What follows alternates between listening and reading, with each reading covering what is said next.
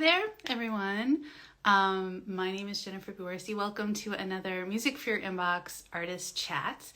Today we'll be chatting with the male artist for this month, Katerina Kamprani. So I'm going to get her invited and then we'll start our conversation. Hi, welcome. It's so nice to see you. Nice to see you too. Yeah, the camera thing is always I don't know what. It's a mystery. How did it turn back to me? It is uncomfortable. There we go. Perfect introduction to this segment. Thank you so much for joining us. We're a huge fan of your art and so grateful that we get to present it on our series. And that you're willing to talk to us about it because it's a really fascinating project. I was wondering if we could start by talking about kind of your journey to this project. Where you kind of started and how you kind of ended up here at this work. Yeah, well, there is like like a short version and a very long version. I'm gonna try and make it as short as I can.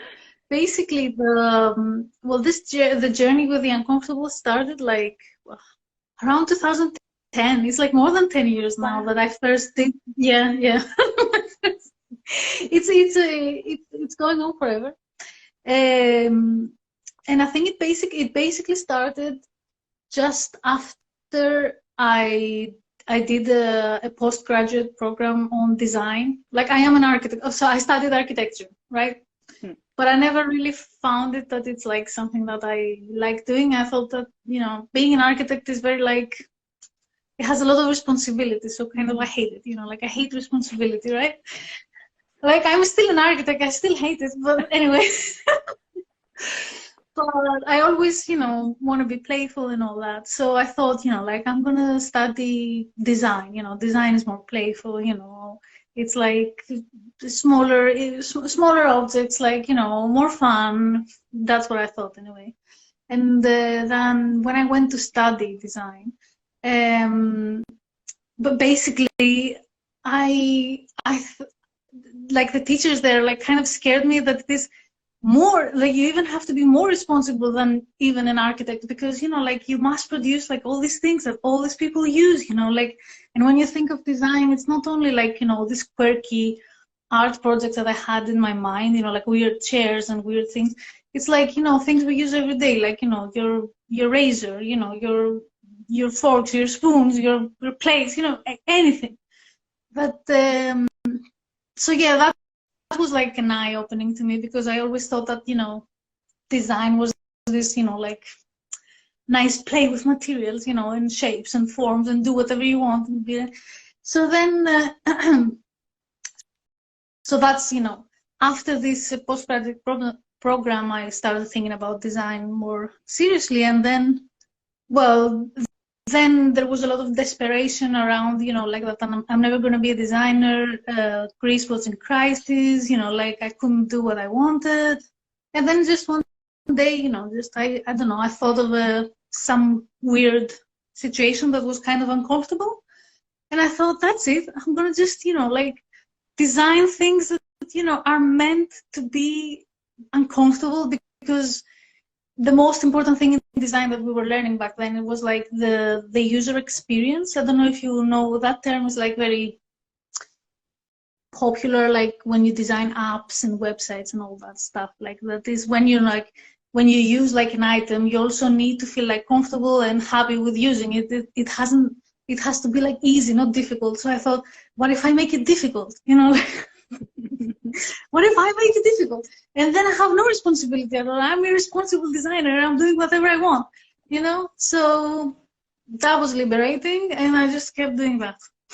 Wow, amazing. So something I'm already learning so much from what you just shared. So just for kind of me as an inexperienced person, so there's a real difference here between architecture and design, and in both worlds you're Huge. Kind of crafting the shape of things. But can you talk more about that difference? And well, in architecture, I feel we disregard the user a lot. apart from when we design for residential architecture, maybe then the architect has a bit more connection with, you know, like the client. But when we talk about architects designing, you know, like civil buildings, like, you know, like I don't know, huge buildings, or, you know, metro stations, or, you know, stuff like that. I mean, you think about the flow, you have a concept in your mind of a shape and a form, which is very important to architects, which I think has like more priority. And then when good architecture happens, it also has like a lot of like how people move into the into the building, and, you know, how to shape, you know, like the flows of the movement, and, you know, like the usability of the space, where do you put uses and how they connect and all that. So kind of the architect decides what are you gonna do in the space. When I was studying design, the difference was that you're not the designer that you're gonna decide what the user is gonna do. The user need is gonna dictate what you're going to design. So so it's not like, you know, that, you know, you want like your spoon to be aesthetically, you know, like pleasing. It's like what needs to happen in your mouth. So, you know, I mean, we have been, well, design has, well, the design of spoons has like evolved into through the centuries, but it ended up being a very specific shape, and you don't go far from it. And if you deviate from it, it's not comfortable for you. So it's not. So it's the good, well, the design that, you know, I was taught at that point, which was more like mass production design, because there is the different part of design which is more like, you know, eclectic and aesthetic, that, you know, one designer might design 10 copies of one chair. Right. Okay, cool.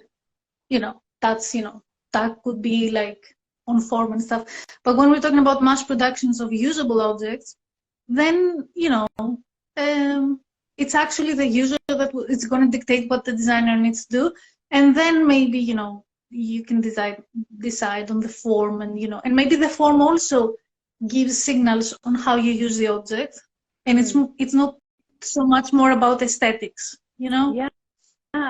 Well, I've read in an interview with you, so one of the things you talked about is like good design. And I'm going to use air quotes around good, because I love how you're figuring that out. But like good design is kind of invisible, because you don't, it just is kind of, is this kind of what you're talking about in a way? Yes, it just, it flows, you know, like it flows, and you don't think about like what you're using and how you're using it. Like, and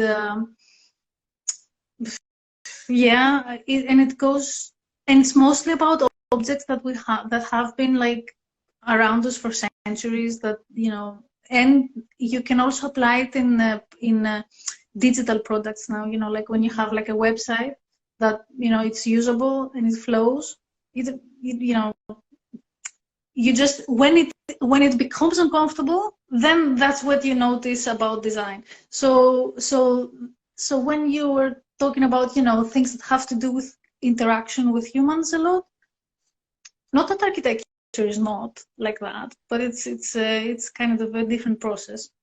Yeah, I think it needs to be something that just flows and you don't really notice. But that's not what I wanted to do. That was right. Well, I love this word you use to describe it, where you like sabotage your objects a little bit. And I think that's such a playful, well, I know technically it's not a playful word, but in this context, it's such I think it is like a play. And I think because up until then in my life, I have been sabotaging like a lot of aspects of my personal life. So I think when I started being uncomfortable, it was so nice to do that and do not have consequences, you know? Yes. So, you know, you're being naughty, you know, but it's just for fun, you know, like, so that was very liberating for me. I really like that. And it still is, you know, like that, you know, and I guess I should have just gone to fine art school. I just didn't understand, you know, that, you know, how, you know, expression, but on on a different level, can satisfy some of your needs, like as a human being, that maybe you need to be like a bit more like, naughty, playful, you need to sabotage things, and you just put it out there in that form, and and it stops there, and it's just good. Right. Well, okay, so I want to also like let people see. I have the piece of mail art with me, and you mentioned a spoon, for example, and we've been talking about this idea of like objects that we don't think about how they've been made. They've been around for hundreds, thousands of years, some of them, and then you pick an element and you sabotage it. So maybe we can use your piece of mail art as like a case study, so people can really understand like what that looks like. So we are really lucky to get to feature your slipper spoon as this much mail art. It's very cute and beautiful. So the slipper spoon, can you kind of describe what's happening and like what you've done to sabotage the spoon? So basically, like the basic function of a spoon is that, like to dip it in a liquid, and it can withhold, like a certain amount of liquid within it. And, like what I try to do with the objects is like still kind of maintain the functionality. I don't want to like completely ruin them. So what I did with this spoon is that you can dip the spoon in a liquid, but because it is covered, half of the cavity is covered like a slipper, like what the slipper you wear, like this bit right here, right? Like a cap. Yeah, it has like a cap, like so it has like a cap. So you have successfully dipped the spoon, put the liquid in the spoon, but then in order to put it in your mouth, which you can still put the liquid in your mouth, it's not unusual, it's not useless. But you need to kind of like tilt it. I don't know, like I've tried it, it's very hard.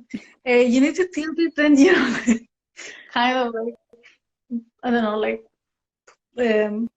how do you say in English? Anyway, I don't know, you have to tilt it and put probably spill it in your mouth, basically. And then it's also very, very hard to clean, which is another thing that a lot of objects, and I found out with a lot of my collectible objects, they're very hard to clean.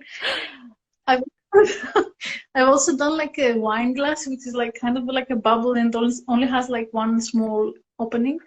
It's so hard to clean. And why didn't I make the hole just like 1 centimeter bigger? Because I can barely fit my hand in it.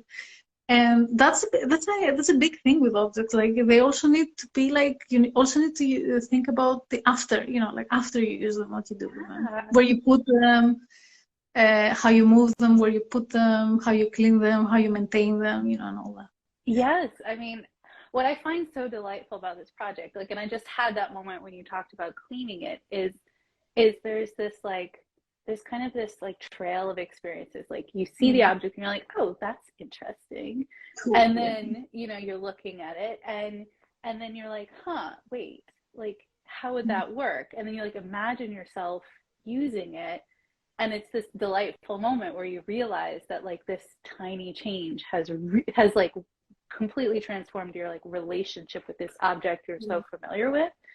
And what I love in what you just described is I like had another one of those where I wasn't just thinking about using it, but like maintaining it. And you're right, it's this kind of puzzling, delightful don't think realization. About it. Yeah. Yeah, exactly. And it reminds me a lot in the music world of, because I have a music background, so in the music world we have these things called fluxus scores, and they're little like text scores that describe something you should do. So like one of them is get pregnant with twins and be pregnant for 18 months. And so it's like not possible, right? But the delight of a lot of these pieces is like reading them and thinking about them and being like, how would I do that? Wait, what does that mean about, But I've also found as a musician that performing these scores gives you like another relationship. Like there's the imagined version, but there's also like you learn so much more from the actual experience. And I know you've like produced some of these objects. Some of them are just conceptual, but some of them are like real physical objects. Yeah. Have you found that when you like that you learn more about them when they're like in your hands than you can even have like imagined at first?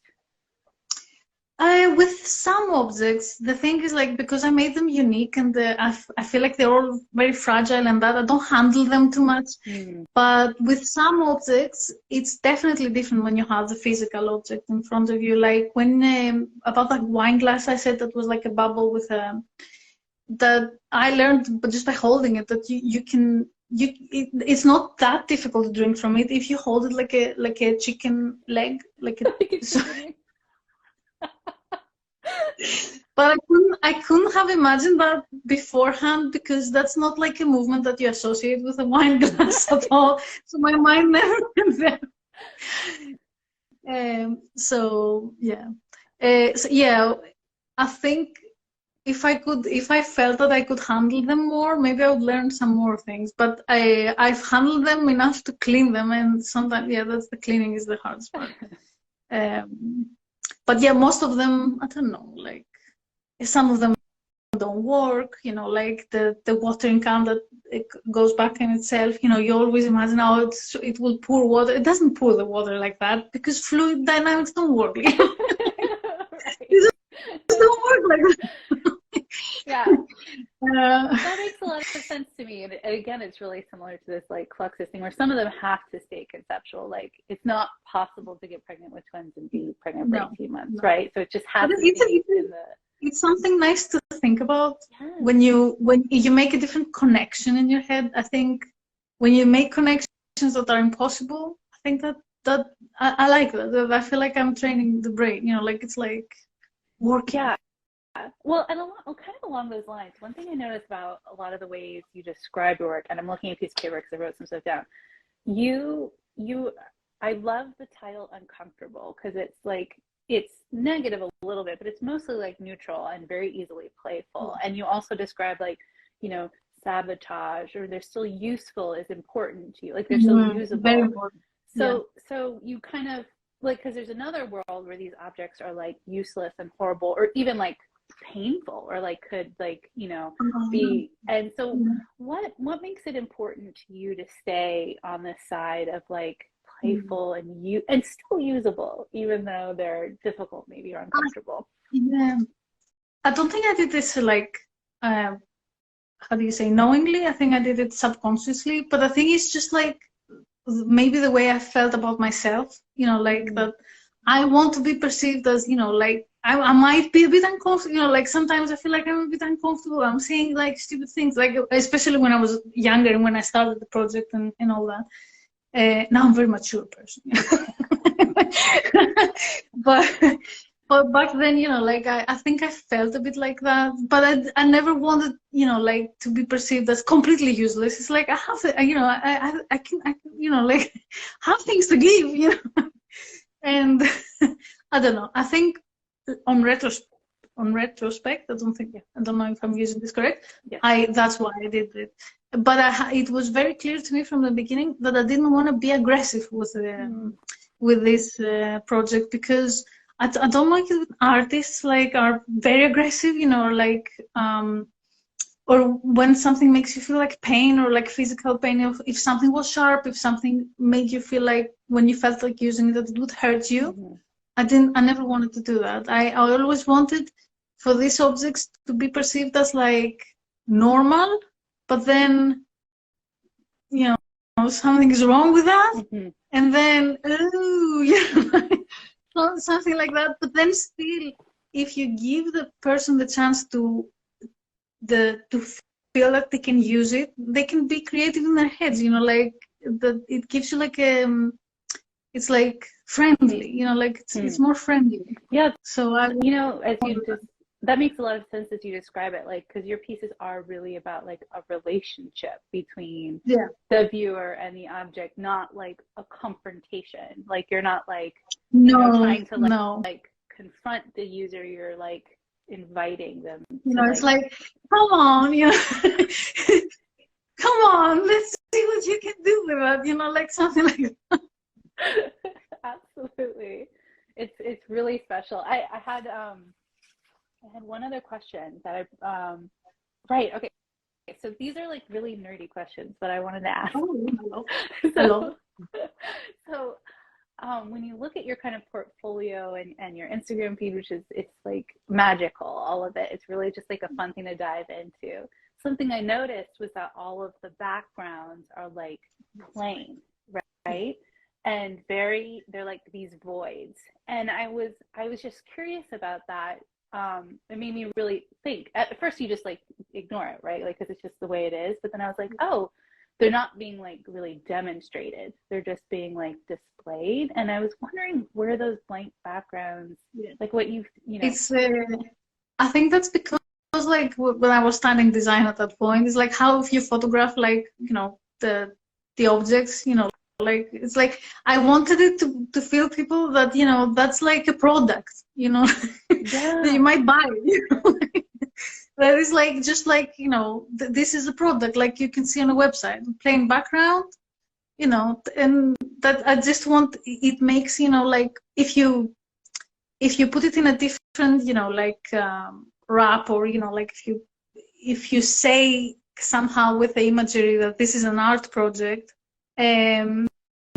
I didn't want that. I wanted people to be confused, and up until now, I never say, neither on my website. I don't exactly say what, you know, like this is a 3D vision, you know, like I mean, I say, but I like when people get confused, you know, like, and I like when people sometimes see other products that are real products,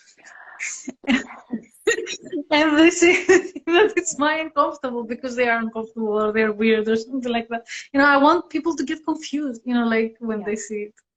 But it was mainly because that's how they're presented, you know, like it's like the way to present. I mean, maybe fashion has changed now, and maybe products now are not represented like that so much, that there is like different ways. So if I started now, maybe I would do something different. But I wanted to mimic, you know, a product photography, basically. That's so interesting, because you're right. I think it is like, I think the reason I didn't think about it at first is because it is just the way products are presented, right? Like, and it really matches what you're doing in a lot of these other things. But there's like this first feeling of everything is normal, and you have to just You don't want to, And it would be very different if you were kind of spelling out how these objects were used. If you were like, if it was like demonstrative, because I wouldn't figure it out. When I first started out, because a reason that I started the project out was also to practice my 3D skills. It was like very practical thing. I started thinking, oh, then maybe I can pose these human models and all that. So I started like that.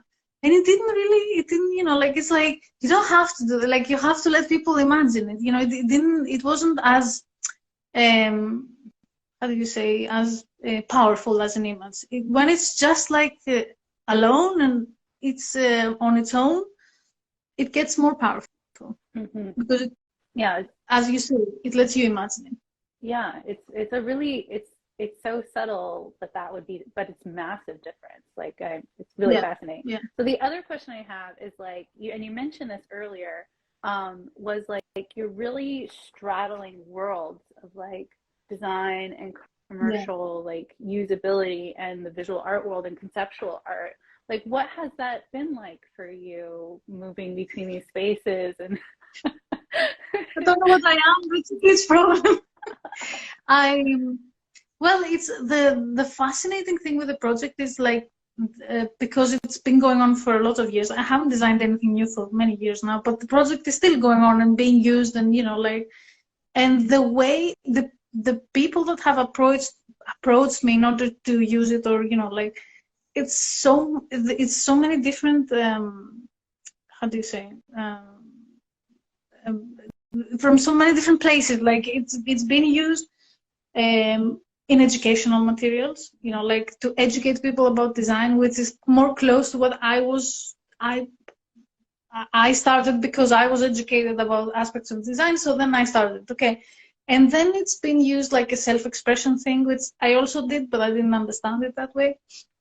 But then it's also being used, you know, like to showcase aspects of, you know, like different able people, you know, like, and how, you know, they view the world, and, you know, like how the things that we all use, they're not like useful for them, and you know, it's like an outside viewer thing in.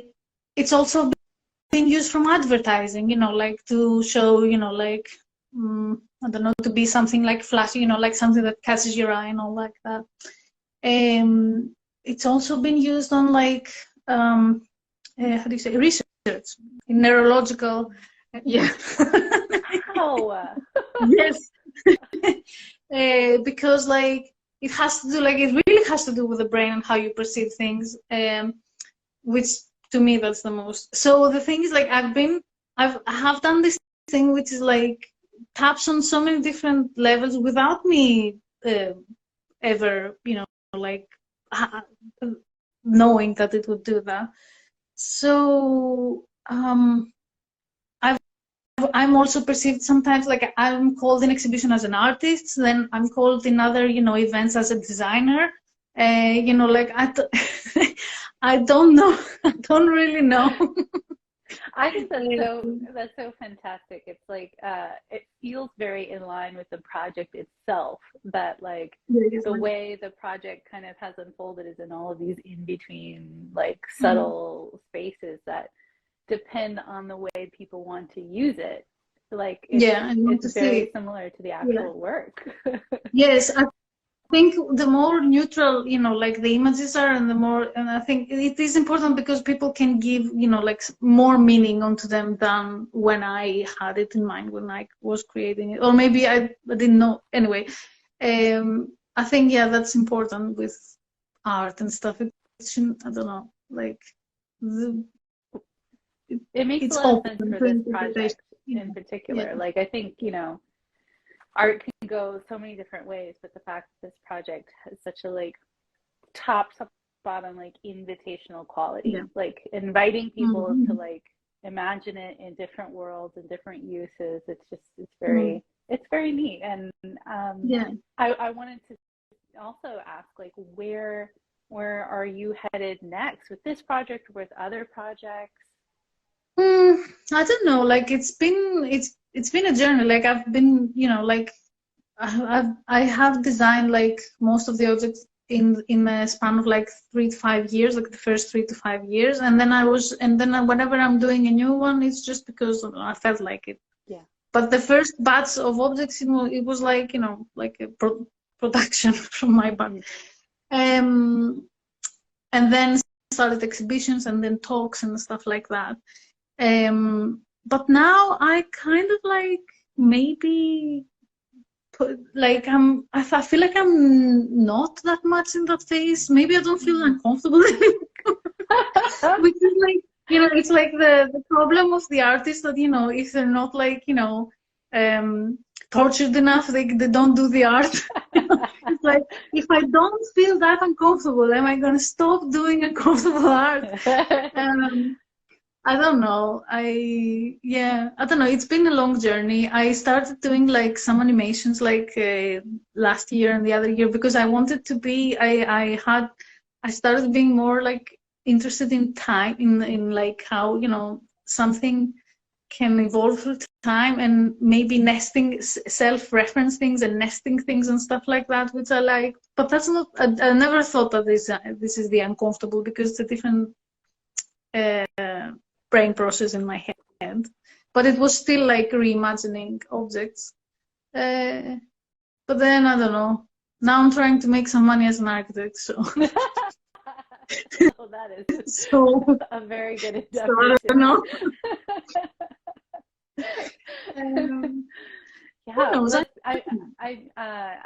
I'll put some links in our stories after this, or the show notes, to some of these animations, because you're right. Like there is this whole kind of, you have, I think, a Mobius fork that's really beautiful. So